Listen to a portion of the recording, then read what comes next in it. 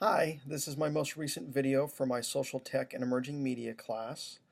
In this video, I'm going to be answering several questions that we have to answer in the video, and I'm going to be posting it on TED.ed. So, without further ado, here we go. In applying what I have learned from the most recent reading assignments, I'm going to reflect on the size and quality of my current audience. I'd like to start off by stating that in Mark Granovetter's 1973 article, The Strength of Weak Ties, in the American Journal of Sociology, Mr. Granovetter writes, "In recent years, a great deal of literature has appeared analyzing the impact on the behavior of individuals of the social networks in which they are embedded.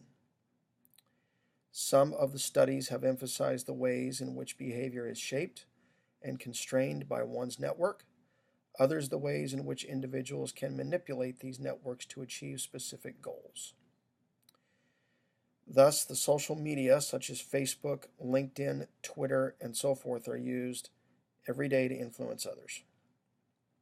Also, in his 2015 article, The Number One Predictor of Career Success According to Network Science, Michael Simmons writes about open and closed networks.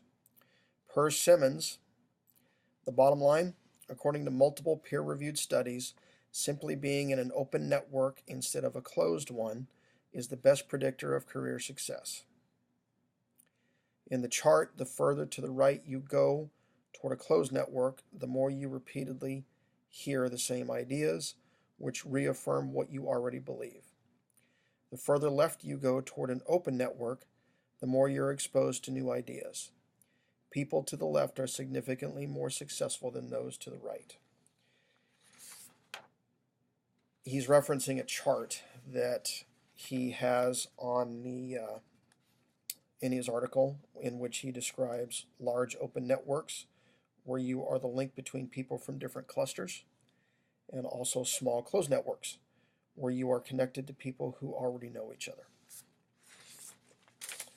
First question is, how are you communicating and managing knowledge according to Wesch? Per Michael Wesch in his 2010 video From Knowledgeable to Knowledge-Able, we need to pay attention to the questions being asked, and we also need to find ways of actively engaging our audience.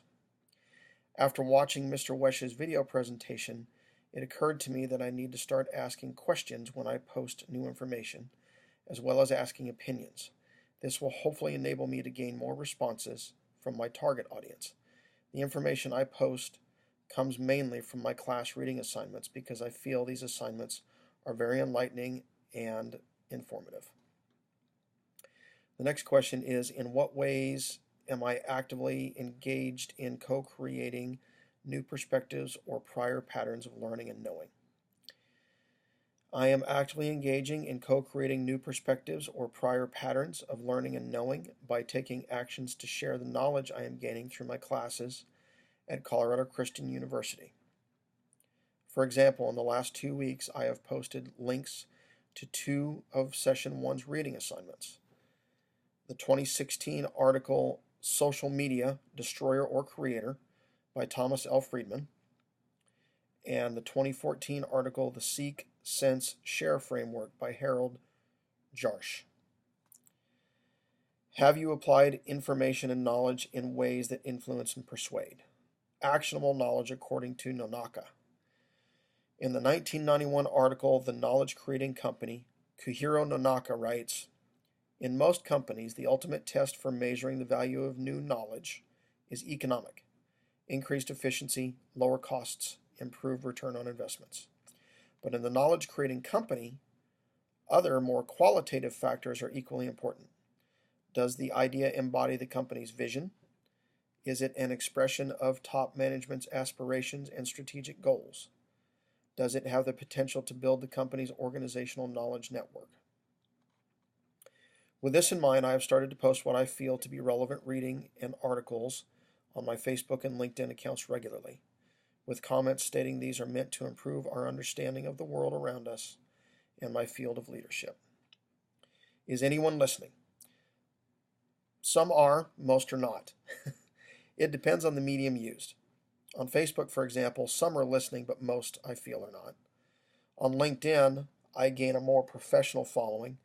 I feel that more professional people read my post because it's a more professionally aligned social media site, so there will be many more people that will be interested in the articles that I post. What could you do to influence and motivate a change in behavior? I need to keep posting on LinkedIn, and as I stated before, I need to start asking questions when I post new information, as well as asking for opinions. This will hopefully enable me to gain more responses from my target audience. If you have an audience, are they growing in interest and engagement?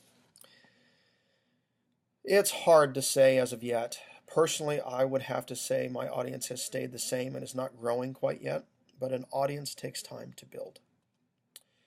Thank you for your time and enjoy your day.